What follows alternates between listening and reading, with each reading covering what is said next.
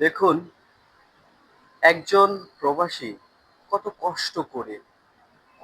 কষ্ট করে টাকা ইনকাম করে থাকে। দেখেন, ওইখানে বহুতলার উপর এক কোণে ঝুলে আছে এক প্রবাসী ভাই।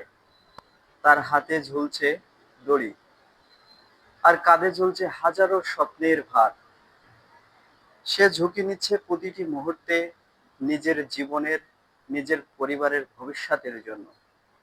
এই রোদে, এই ধুলোয় কারোর চোখে সে শুধু এক ক্লিনার, কিন্তু আসলে সে একজন যোদ্ধা, নিঃশব্দ এক বীর। আমরা হয়তো মাটিতে দাঁড়িয়ে তাকাই একবার, কিন্তু কখনো কি ভাবি তার জন্য আছে একটি মা, একটি সংসার, যে সংসার এখনো অপেক্ষায় থাকে বাবা কখন ফিরবে।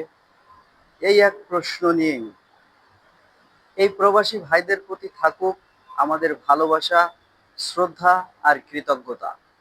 কারণ তারাও গড়ে তোলে তাদের সকল পরিশ্রম ও জীবনের বিনিময়ে এই ধরনের সুন্দর সুন্দর শহর।